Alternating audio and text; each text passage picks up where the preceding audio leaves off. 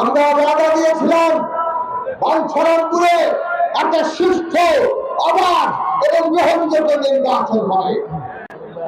আমরা শক্ত করে বলতে পারি, একটি ভোটও জালিয়াতি হয় নাই, একটি ভোটও এখানে কোনো প্রার্থী বা কারোর হয় নাই।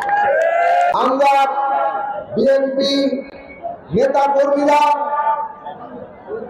সবাই মিলে আমরা এটা নিশ্চিত করেছি যে এটা আবার পরিবেশে জনগণের ভোটে আমরা নির্বাচন অনুষ্ঠান করতে চাই এবং সেইখানে আমরা বিজয় অর্জন করতে চাই।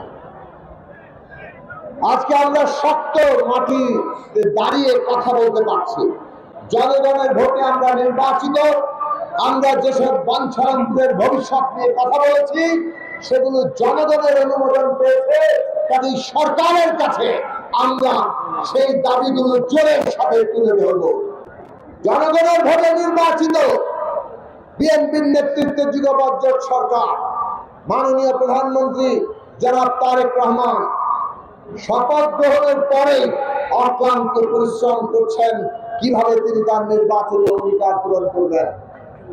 আপনারা শুনেছেন ফ্যামিলি কার্ড, কৃষি কার্ড, 10,000 টাকা সুদসহ কৃষি ঋণ মওকুফ, ইমাম সাহেব, অন্যান্য ধর্মাবলম্বীদের পুরোহিতদের জন্য ভাতার ব্যবস্থা, সবগুলো ইতিমধ্যে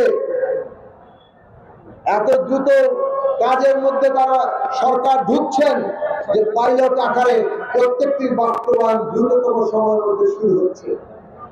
বিএনপি গণসংহতি সহ আমরা একসাথে মিলে বাঞ্ছারামপুর গড়ে তুলব।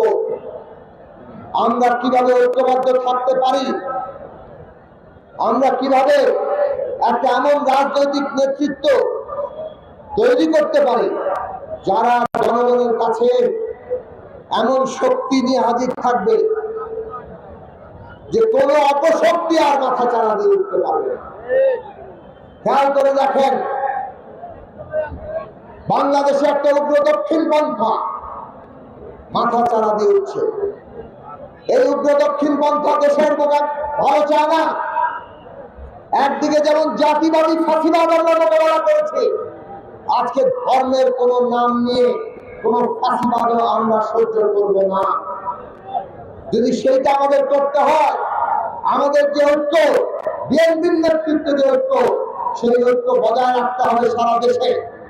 এবং সেই ঐক্য বজায় থাকলে আজকে বাংলাদেশকে একটা গণতান্ত্রিক বাংলাদেশ, সার্বভৌম বাংলাদেশ, সকলের ন্যায্য ভিক্ষা পাওয়ার বাংলাদেশ, ন্যায় বিচারের বাংলাদেশ হিসেবে আমরা তৈরি করতে পারবো। সেই কাজটা আমরা একসাথে করব। সেই ঋণে আপনারা যেমন আমাকে আবদ্ধ করেছেন, শহীদেরা আমাদের সবাইকে একটা ঋণে আবদ্ধ করেছে। আমরা যা করার জন্য প্রতিশ্রুতি দিয়েছি সেটা আমরা সফলভাবে সবাই মিলে করব। কাজেই আমরা যেমন আমাদের ঋণ ভুলব না, আমরা সকলে মিলে আমাদের শহীদের ঋণও যেন আমরা না ভুলি।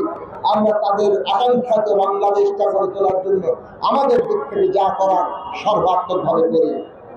সারা দেশের জনগণের কল্যাণ যেমন আমাদের লক্ষ্য, সর্বক্ষণ বাঞ্ছারামপুরের কল্যাণ, বাঞ্ছারামপুর মানুষের স্বার্থ নিয়ে আমরা চিন্তিত এবং আমাদের কর্মকাণ্ড আমরা চালাবো।